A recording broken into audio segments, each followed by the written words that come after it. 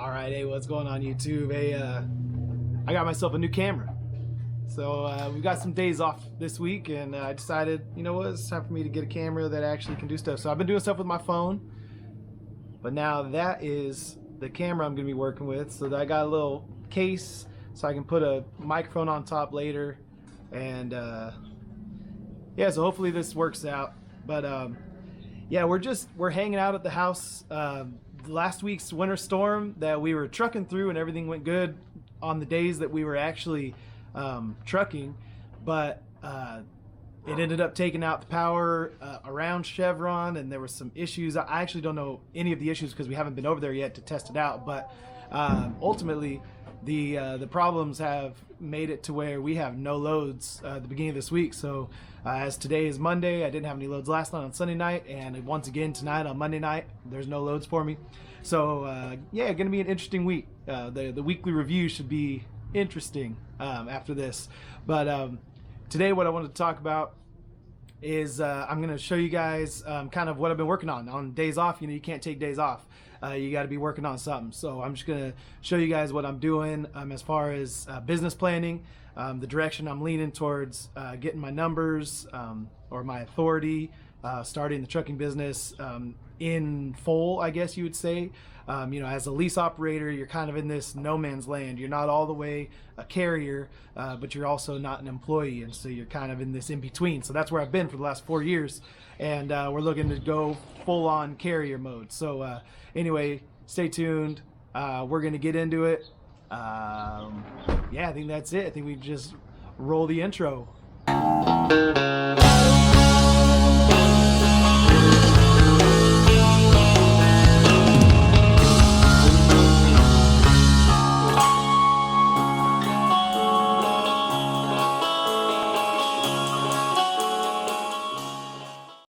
Oh yeah, something I want to say before we get to the rest of the video. I'm at almost 900 subscribers, and this is actually my 50th upload onto YouTube. It's not a great milestone to only have 900 subscribers at 50 videos, but I have to say that I was gonna wait until I got my new truck to put anything on YouTube, because I don't think that any of the stuff that I've come out with yet is anything that I would even want to watch. I'll be honest. It's just me rambling about trucking, me talking about random stuff, and that's more of what today is. But I appreciate all you guys who have subscribed. We're almost to 1,000 already. Thanks to Dooner Livingstone, who gave me a shout out on his newest video. If you haven't checked that out, go watch it. He kind of shoots back at me after that video I put out last week or the week before, kind of going making fun of those guys. So anyway, appreciate all you guys who've subscribed. I've got almost 900 subscribers who are just listening to me ramble and rant about nothing, and driving a rental truck on the same exact roads every single day, running out of things to look at because we drive the same exact roads every single day. So anyway, yeah, so starting off almost like I'm looking at it like when I get the new truck, it's like starting a new channel, and I'm starting the new channel with almost 1,000 subscribers already. So it's cool. I'm looking forward to it. Thank you guys so much. I'm not quite up to my watch hours I need to kind of start getting a little money from YouTube, so go ahead and just watch my videos on repeat. You can mute them, you can just put them on in the background, don't even have to look at them. Lord knows, you know, you can only handle so much of me, so I'm not I'm not really worried about all that. But yeah, if you guys can help me hit that hours watched mark, that'd be cool. But anyway, appreciate you guys, love you guys. Here's the rest of the video. All right, so I don't know how this angle is. I got my camera on one of those tripods that like wraps around things, and so anyway, I don't know how this is gonna work out, but we're gonna do it anyway. So I've got kind of some notes here, some things that I'm working on, and so I'm just gonna go through it with you guys. So I am it's an interesting situation for me with starting a new authority, because it's actually restarting an old authority.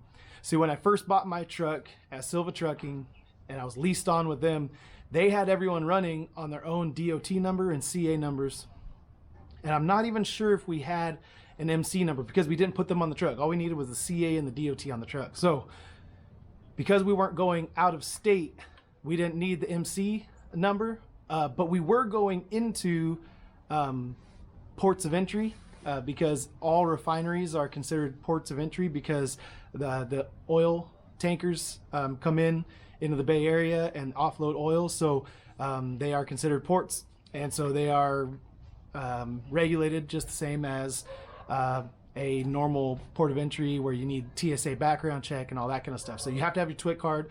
And so anyway, along with that, you need to have, it's kind of like doing interstate commerce, which is weird, but it's not really, but it is. I don't know. I don't know all the details about it. I trusted the compliance person at Silva Trucking. They knew what they're talking about. They talked to all the people that they need to talk to figure out what we needed. So anyway, so I have an old DOT number, an old CA number, and then obviously I have an employee identification number. So that's a number from the IRS that identifies you as an employer, as a company. So that's kind of like a company number that you get and it stays with you. So I have those things already there. Obviously the EIN is mine, and that's what I file my taxes under for the last 4 years. But the DOT number and the CA number, 3 months after I bought my truck and had my numbers put on it and everything, Silva Trucking switched to a different insurance carrier that required us to then run under their DOT numbers, their authority. And so we, took our stickers off. Actually, most of us kept the stickers on, and we just slapped another sticker in a different area. And one of our drivers got pulled over by DOT saying, "Why do you have 2 sets of numbers showing on your truck?" Which is funny because we just didn't even think about it. We rarely go through scales or anything, so we don't get too many inspections. I probably go through scales more than anyone because on my way down to Fresno, I'll pass through the Chowchilla scale on my way back up. And if I really didn't want to go through it, I could spend the extra 15 minutes to go around, but I'm kind of one of those guys that's like, dude, I'm not scared of a scale. Let's just roll through it, and like, it's not worth all the time and energy and effort to go around.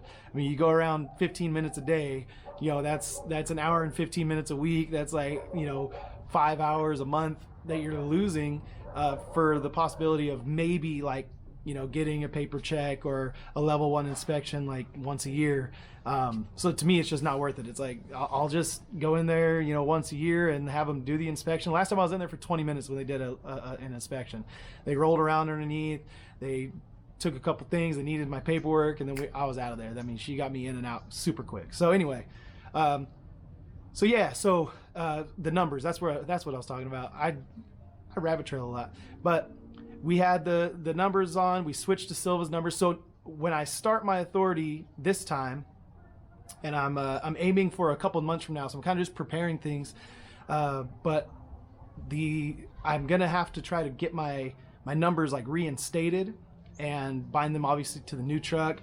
And so I can try to do that on my own, but the reality of it is that I don't want to, especially since some of it's kind of complicated because I'm trying to reinstate old numbers and all that kind of stuff. So I called a place actually in Utah, and they can take care of my motor carrier authority, my UCR, which is United Carrier Registry, I believe, the drug consortium, the BOC3, and they can give me, they have like a 9-folder system for DOT, like new entrant audit prep. So when you start a new authority, you have to have like your driver file and all this stupid stuff, because you're a one-man show, but you have to have like an actual application on file for yourself. It's stupid, but anyway, so they can take care of all that stuff for me, and all that stuff will come out to about it'll come out to $933. They gave me a firm quote on that. So all that would leave for me to do is to get my CA number on my own. So I have a call out to one place. They're talking about doing it for like $300, but I think that is coupled with like some of the other services that I may not need from them. So I need to get a firm quote still on the CA number, as far as how I can do that. And I have a few friends who swear they could, get it done like easily and cheaply. But I like the idea of going through a professional company that deals with this stuff all the time, because I feel like they'll be able to get it done efficiently, quickly, and with no hangups, especially in this time of COVID when offices are opening and closing and opening and closing.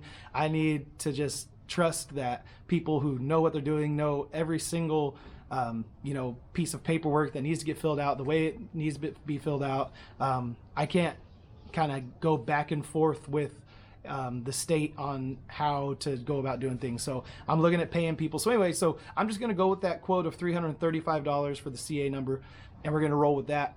So kind of the total for all of my authority startup things should be around, not around, I keep saying around, but I have an actual detailed number, $1,268.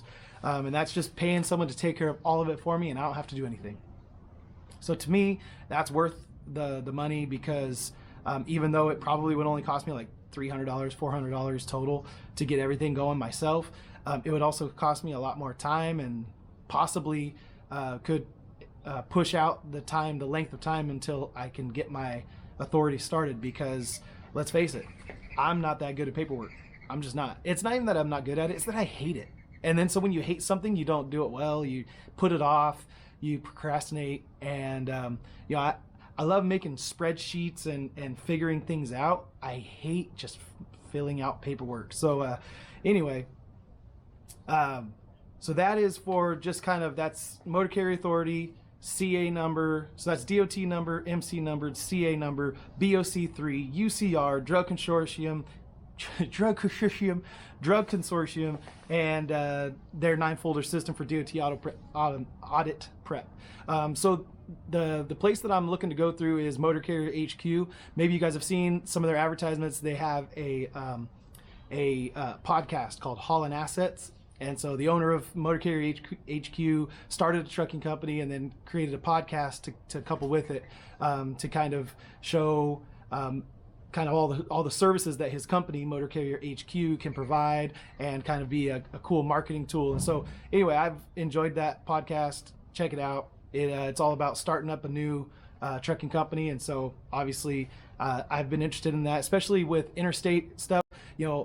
My experience is limited and local, and pretty much the only time I've ever trucked out of state was one load of hominy, canned hominy, down to Las Vegas, to a Cisco Foods in Las Vegas. So that's the extent of my interstate trucking experience. Everything else I did when I was running the dry van stuff for 4 months was just LA and NorCal, and that's it. So anyway, so that part of it is $1,268, which, like I said, is like not even, to me, it's like I'll pay it.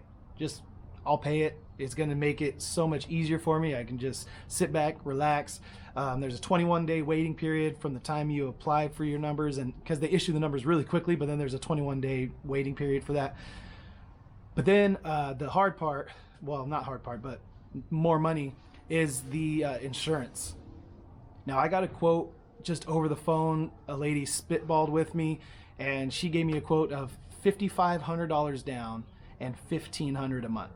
And she's kind of rude about it, if I'm honest. I called Empire Co. I don't know. They advertise in 10-4 magazine, and then they have a bunch of offices down in Southern California. But they could take care of everything for me, from the numbers all the way down. And they're California based, so they can get my CA number. They can do all that stuff. So anyway, so they were kind of the people I was getting a quote from for all that kind of stuff. And just after talking to them, I just decided, you know what, I'd rather work with Motor Carrier HQ out in Utah, even though they can't do everything for me, because I will have to get my CA number on my own, and then later on I'll need my IFTA and my IRP, so the apportioned plates.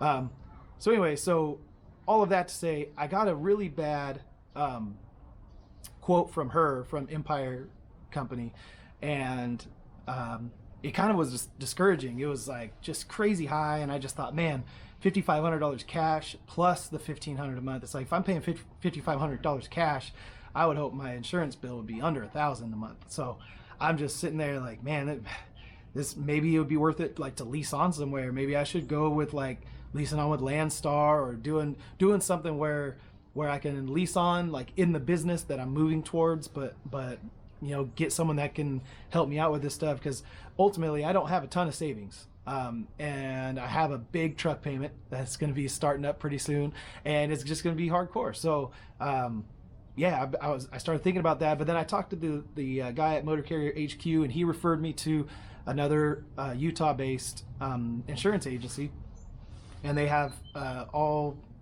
they said they can write, you know, insurance quotes. They can write insurance policies in all states. So I don't know if that's all 50, but nevertheless, they are you know, California, able to insure in California, and so they're called CUI Agency. So I got a call from those guys, and I was able to get a quote based on kind of where I've been with my old numbers and all of that kind of stuff figured in. He actually looked up my old DOT number to kind of get a, even though I don't have a MC number right now, he tied my old DOT number to it. And so anyway, he was able to get me a quote. And obviously it's tentative. You can't be sure about it until you have the MC number, and it's not like a bindable quote, but it's, I mean, if it's ballparked at, he said $2,360 down and $1,165 per month. So I mean, if that's the case, it makes it so much more manageable that I'm like, oh, okay, finally. Like it was like this sigh of relief that not only is it, you know, $3,200 less up front, but it's also over $300 less per month than what they were talking about at the California-based company. So I don't know that number for sure. It was actually a Progressive quote that he quoted me, and then he said he's gonna get me a couple more quotes this week, so we'll see. So yeah, anyway, that's promising. I gotta kind of like make sure, like, hey, you didn't input something incorrectly, right? Like there shouldn't be that big of a disparity, or, you know, make sure that we have the right coverage, make sure that we're not missing anything. But as far as I can tell, that seemed like a legit quote, and so that may be the direction we're going. But anyway, so then I'm looking. So the only other thing I need to worry about as far as, you know, getting this startup thing going. So by the way, so that, you know, takes me up to like $3,600. Like it's really really cheap. I mean, just over $3,600 to get the thing started. You know, I have almost that just sitting in the bank already right now, so it's not going to be very hard to get this thing up and rolling. You know, I actually had the whole thing in the bank, and then my brother decided to plan a wedding up in Tahoe, so we had to get hotel room rentals and all that kind of stuff up in Tahoe. So ate into my startup money a little bit, but nevertheless, congratulations, Micah, love you. Anyway, yeah, so the only thing that I have left, though, after that $3,600 to kind of start everything up, I'm gonna ask the dealership to only finance plates, you know, like registration, California plates, for 3 months. That way it'll push it to about the end of May or June, and I should be able to kind of start an apportioned plate at that time. I believe that's how I can do it. I've got to make a couple phone calls to double check that I can do that. I actually have an email out to the Peterbilt to make sure that that's going to be something that they can do. But that's my plan as of now, is to have a 3-month plate that's in California, because I'm staying with Silva Trucking until I know that all this stuff is really going to take off, and then I'll, you know, kind of switch from the California only plate to the apportioned plate, and that will free me up to be able to take Miles on his college trips this summer.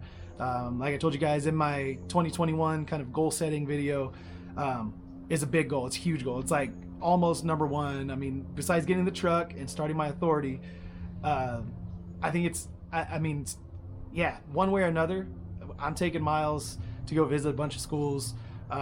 He didn't get to go on his East Coast trip when he was in 8th grade because we were strapped for money. It was right when I bought the truck and it broke down and all this stuff. So it was like, no, we're not going to do that right now. But now we're in between his junior, well, we will be this summer in between his junior and senior year. And, you know, I want to make that trip happen for him, man. I want to get out to the East Coast. And so the way to do that is to have a portioned place and to be an interstate carrier. I do have some mileage limitations with getting the the voucher through the state of California, you need to run at least 90% of your miles in California, and 50% of your miles have to be in the Central Valley, the San Joaquin Valley. So because of that, I can really only make that one trip this year. It'll take up about 7,500 miles, give or take, and I figure I'll put on that truck probably at least 80,000 miles this year.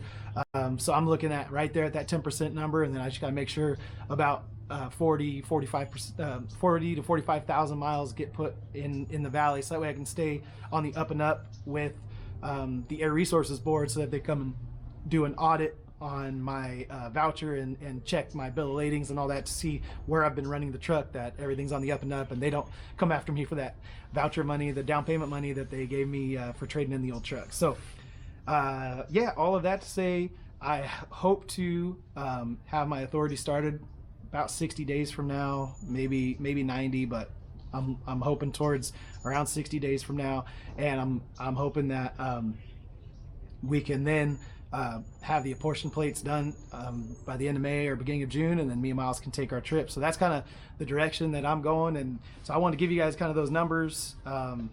You know, insurance, $2,360 down payment, $1,165 a month, $1,268 for all my numbers and all that kind of stuff.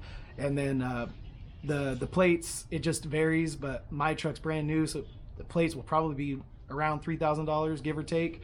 And then you know, just getting the IFTA is like $20 or something like that, but I'll probably pay someone to do it for me. The same people I have do the apportioned plates for me, I'll probably just have them sign me up for IFTA at the same time, and so it'll all just be one fee. It'll probably be like $3,100, something like that, something along those lines, around $3,100. So that's another bill I have coming due, and I've heard that you can't use a credit card on that one, so I actually have to have cash in hand for that one, which is the way I would want to do it anyway. But just in case there's like some glitch that happens, you know, in our finances, in case something crazy happens and we have to spend money, I will need to have cash on hand in June to lay down for the apportioned plates. So anyway, so that's what we're doing. That's the direction this channel's going. That's the direction my career's going. This is the direction that we're heading everything in. Hopefully you guys enjoyed me rambling about starting this new trucking business, converting from a lease operator to an independent owner operator. And then who knows, maybe we'll start adding some more trucks on, or some owner operators, some lease operators ourselves. I don't know. Haven't decided all the way on all that, but yeah, let's see where it goes. I want to show you guys something cute that Gus did the other day. I'll close out the video with this. It's just Gus. He really loves those monster truck videos, and so he was over here just playing in the. I made a little, I don't know, like a little tin thing with some mud in it, and then it filled up with water. Anyway, so he was just enjoying life, playing the mud bog, just like the videos that he watches on YouTube, and he was just having a blast. And so anyway, I'll close out the video with that. You guys, love you, peace out, have a good week.